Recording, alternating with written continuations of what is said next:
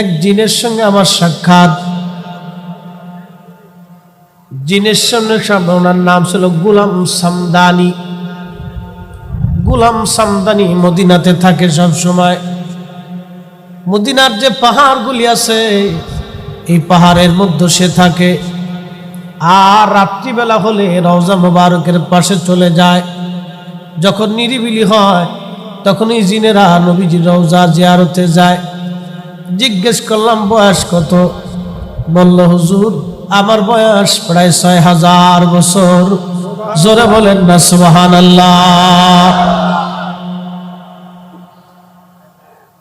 জিজ্ঞেস করলাম পৃথিবীর কোন অলির দরবারে আপনি গেছেন? বলল হুজুর গাউসে পাকের দরবারে বসছি। হুজুর খাজা মাইনুদ্দিন চিশতের দরবারে আমি বসছি। খাজা বাহাউদ্দিন নকশবন্দ বুখারীর দরবারে বসছি। মুজাদ্দিদ আল ফিসানি সেরহিন্দির দরবারে বসছি। দুনিয়ার বড় বড় অলিদের দরবারে আমার বসা আসা যাওয়া আছে। সুবহানাল্লাহ কি বলবেন? আমি বললাম জিনদের মধ্যে কি নজদি আছে নি? কহা তাও আছে। সুবহানাল্লাহ সুবহানাল্লাহ শব্দ কাটতেন। আমি বললাম জিনদের মধ্যে কি ওজাত আছে? কহা তাও আছে। কি বুঝলেন? জিনদের ভিতরে বহু কোয়ালিটি আছে, অনেক রকমের জিন আছে জিনদের মধ্যে। হায়াত বড় লম্বা, বিরাট বড় হায়াত। বললাম আমি অনেক নবীদের মজলিসে বসছি, তবে আমার নবীর কথা যখন বলল ডুকরায় ডুকরায় কেঁদে দিয়ে বলল রহমতের নবীর মতো এত বড় নবী আর কখনো আসে না, আর কখনো আসবে না। চিৎকার করে বলেন আল্লাহু আকবার। বন্ধুগণ, এই জমিনের মধ্যে একদিন জিন জাতিরা বসবাস করত। আজকে যেখানে মানুষ বসবাস করে, মানুষেরা বাজার করে, মানুষেরা শহর বানাইছে, মানুষেরা নগর বানাইছে, মানুষেরা ঘাট বানাইছে, মানুষেরা ব্যবসা বাণিজ্য কেন্দ্র বানাইছে। একসময় এইগুলি জিনেরা আবাদ করত। জিনেরা আল্লাহর অবাধ্য হওয়ার কারণে আল্লাহ তাদেরকে দুনিয়ার থেকে তাড়াই দিলেন। কোন জিন চলে গেল জঙ্গলে, কোন জিন পাহাড়ে, কোন জিন সাগরে, কোন জিন বিজবন জঙ্গলে, তাদেরকে আল্লাহ তাড়াই দিলেন। মুসনাদ আহমদ, দুঃখিত, মুসনাদ ইমাম আজম লিখেছেন বিশ্ববিখ্যাত ইমামুল আজম আবু হানিফা রাহমাতুল্লাহি আলাইহি। কিতাবের মধ্যে একখানা হাদিস আসছে, আল্লাহর নবী বললেন ও আমার উম্মতরা, যখন সন্ধ্যা নেমে আসে, সূর্য ডুবে যায়, আমাদের দেশে বলে কালী সন্ধ্যা, বলে না? আমাদের দেশের আঞ্চলিক ভাষায় বলে কালী সন্ধ্যা। আল্লাহর নবী বলেন এই সময় তোমরা তোমাদের ছোট্ট বাচ্চাদেরকে ঘর থেকে বের করো না। আমাদের মেয়েদেরকেও এই সময় ঘর থেকে বের হয়ে আসা নিষেধ। কেন নবীজি বললেন এই সময় একটা বিশেষ জাতি জিন জাতিদেরকে আল্লাহ পৃথিবীতে বিচরণ করার অনুমতি দিয়ে দেয়। ওই সময় একসাথে জিন জাতিরা বের হয়, তখন ওদের চোখের সামনে যারে ভালো লাগে তারে দৌড়িয়ে বসে। বুঝতে পারছেন নি আপনারা? সব কথা ফালাই দেওয়া যাবে যাবে না।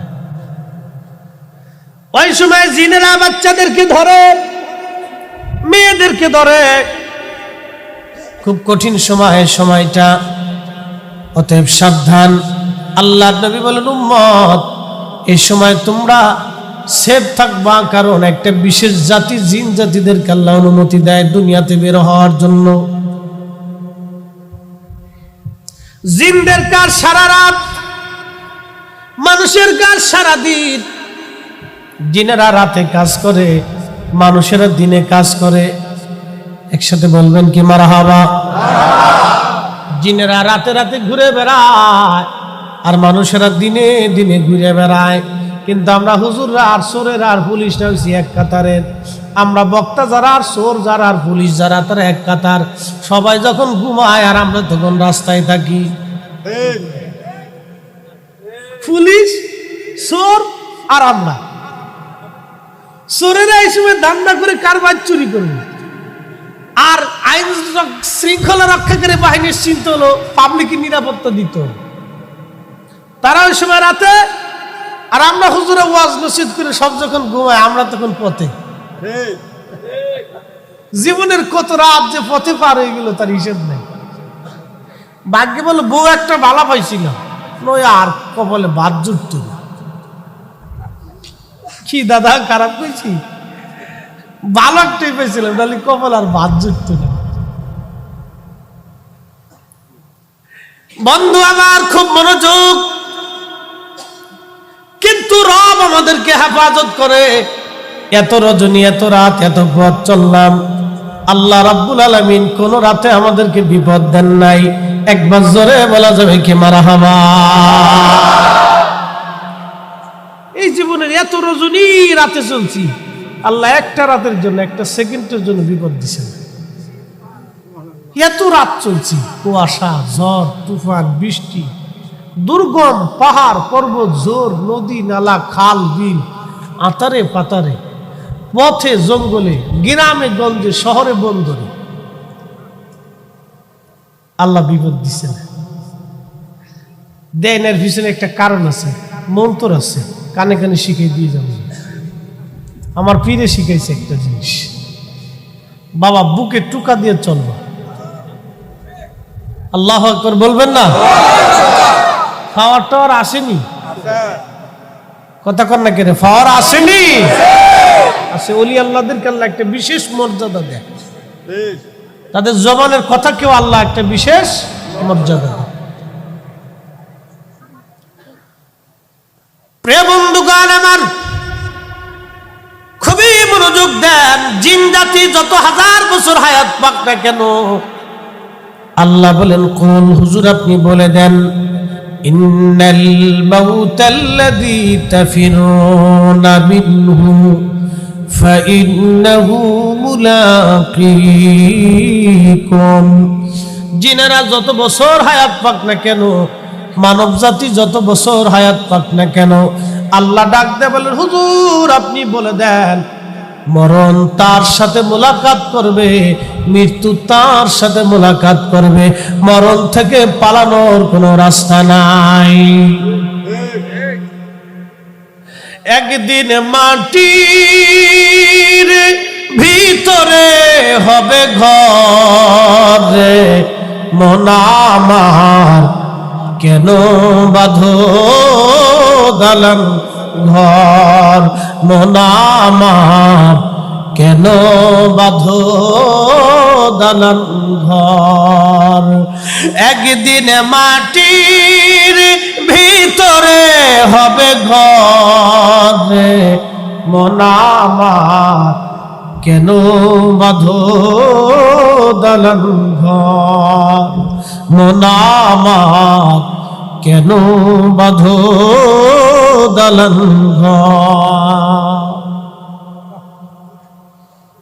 করোনার সময় বাংলাদেশের অনেক বড় বড় বড় বড় ধনী গ্রুপ ইন্ডাস্ট্রি হাজার হাজার কোটি কোটি টাকার সম্পদ রেখে কবরে চলে গেল। অনেকের জীবনীর মধ্যে আসছে, করোনার সময়ে ওই কোটিপতি বাবার পাশে সন্তান দাঁড়াই নাই। কথা কন, সত্য কিনা? করোনা মানুষ চিনাই দিয়ে গেছে, করোনা পৃথিবী চিনাইছে। এই জন্য কবি বলেছিলেন, ভাই বন্ধু আপনজনা সঙ্গে তোমার কেউ যাবে না রে,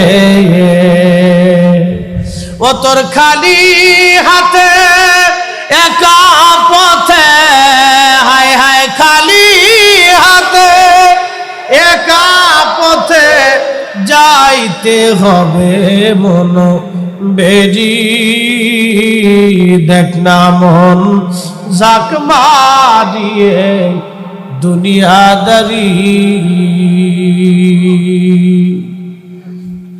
আল্লাহ কোরআনে বললেন, আল্লাযী খালাকাল মাউতা ওয়াল হায়াতা লিয়াবলুয়াকুম আইয়ুকুম আহসানু আমালা।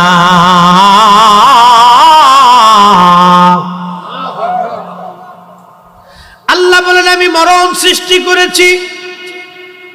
মরণ সৃষ্টি করলেন কে? আল্লাহ। মানব জাতি বানাইলেন আল্লাহ। ফেরেশতারা বলো রব্বুল আলামিন তোমরা মানব জাতি বানাইলা, এই মানব জাতিতে তামাম দুনিয়া ঘুরে যাবে, জায়গা হবে না। আল্লাহ বললেন এ ফেরেশতারা মানব বলেছি, কিন্তু আমি আল্লাহ আর একটা জিনিস তৈরি করলাম, সেই জিনিসের নাম হলো মৃত্যু। ফেরেশতারা বলল আল্লাহ মরণটা আবার কি? মৃত্যু আবার কি? কারণ ফেরেশতারা তো মরে না, তার একদিন মরণ হবে যখন সিংহায় ফুৎকার করা হবে। ইসরাফিল আলাইহিস সালাম সিংহায় ফুৎকার দিবে। ইদা সামাউ ফাতারাত, আসমান ভেঙে ভেঙে পড়তে থাকবে। ওয়া ইদাল কাওয়াকিবু তাসারাত, আর নক্ষত্র রাজিগুলি ভেঙে ভেঙে পড়তে থাকবে। সেই দিন ফেরেশতাদের মরণ হবে। ফেরেশতারা তো জানে না মৃত্যু কি জিনিস। আল্লাহ বলেন ও ফেরেশতারা আমি আল্লাহ মরণ সৃষ্টি করলাম। মরণটার একটা রূপ আছে, একটা আকৃতি আছে। ফেরেশতাদেরকে তৈরি করার পরে আল্লাহ মরণ দেখানোর জন্য সব ফেরেশতাদেরকে আল্লাহ কাতার করে দাঁড়া করাইলেন। ট্রিলিয়ন বিলিয়ন লক্ষ লক্ষ হাজার হাজার কোটি কোটি ফেরেশতা আল্লাহর সামনে দাঁড়ায় গেল। আচ্ছা কি ছিল?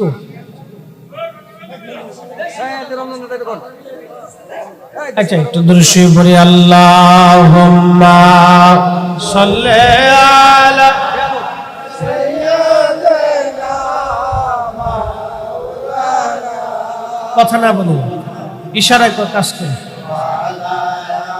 আলি সাইয়্যিদিনা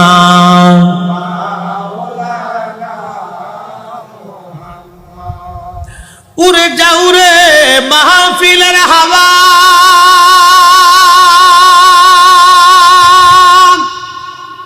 যাও রে উড়ে মদিনায়, আমাদের দুরুদ পৌঁছে দিও নূর নবীজির পাক রওজায়। আল্লাহুম্মা সাল্লি মাশাআল্লাহ।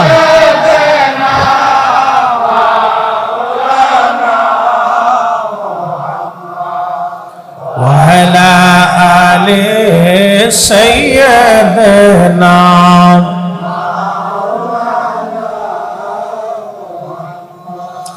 ও মেঘনার মুসলমান, মাইকের আওয়াজ যত দূরে যায় সোনাকান্দাবাসী, হে মা বোনেরা, পর্দার আড়াল থেকে যারা কথাগুলি শুনেন, আল্লাহ মরণ সৃষ্টি করলেন। আল্লাযী খালাকাল মাউত, আমি আল্লাহ, আমি সেই রব যিনি তোমাদের জন্য মরণ সৃষ্টি করলাম। এই মরণটা সৃষ্টি করার পরে আল্লাহ সব ফেরেশতাদেরকে কাতার করে দাঁড়া করাইলেন। ফেরেশতারা দাঁড়ায় গেল। আল্লাহ মরণটাকে তার আকৃতি দিয়া যখন ফেরেশতাদের সামনে আসলো, আমার দিকে তাকান, যখন মরণটাকে আল্লাহ তার আকৃতি দিয়া ফেরেশতাদের সামনে আল্লাহ পাক আনলেন, মরণের এমন ভীষণ রূপ, বিকট চেহারা, ভয়ঙ্কর রূপ, এই চেহারা দেখে ফেরেশতারা অজ্ঞান হয়ে পড়ে গেলেন। একসাথে বলা যাবে কি আল্লাহু আকবার। মরণের এমন কঠিন চেহারা, এমন রূপ, ভয়ঙ্কর দৃশ্যখানা দেখে আজরাইল যে মরণ নিয়া মানুষের হরণ করে, মায়ের কোল থেকে সন্তান কেড়ে নিয়ে চলে আসে, সন্তানের কোলের মধ্যে মাকে কেড়ে নিয়ে চলে আসে, ভাইয়ের কোলের ভিতর থেকে ভাইকে কেড়ে নিয়ে চলে আসে। আজরাইল পর্যন্ত অজ্ঞান হয়ে পড়ে গেলেন। তা ওরা কত বড় ফেরেশতা জানেননি? হাদিসে কারিমার মধ্যে আসছে জিব্রাইল আর আজরাইল এত বড়, এত বিরাট বড় ফেরেশতা, সৃষ্টির মধ্যে যত পানি আছে, শুধু জমিনে না, এই যে পৃথিবীতে আপনি আছেন, এই পৃথিবীতে 7টা মহাসাগর আছে, 7টা মহাসাগরে কি পরিমাণে পানি হবে একটু চিন্তা করেন। 7টা মহাসাগর ছাড়া আরো আনুষঙ্গিক সাগর আছে, বিরাট বড় শাখা প্রশাখা সাগর, এরপরে বিরাট বড় বড় নদী, ঝর্ণা, পানির নিচে, জমিনের নিচে পানি, এই সব যাবতীয় পানি। এই জমিনের নিচে আরো একটা জমিন আছে, সেই জমিনেও সাগর আছে, সেই জমিনেও পানি আছে, সেই জমিনের নিচে আরো আরেকটা জমিন আছে। এরকম 7টা জমিন আছে। 7টা জমিনের ভিতরে আল্লাহ পাক এরকম সাগর আর মহাসাগর বানায় রাখছে। একসাথে ধরে বলা যাবে কি সুবহানাল্লাহ। এই জন্য আল্লাহ বলছেন কুলিল্লাহুম্মা মালিকাল মুলকি তুতিল মুলকা মান তাশা।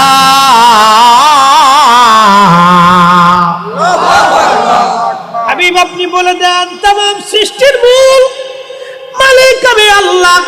আমি যাকে খুশি আমি আল্লাহর সম্মানের মুকুট পরাই, আমি যাকে খুশি তার মাথায় রাজত্ব দেই। কথা কোন ঠিক কিনা?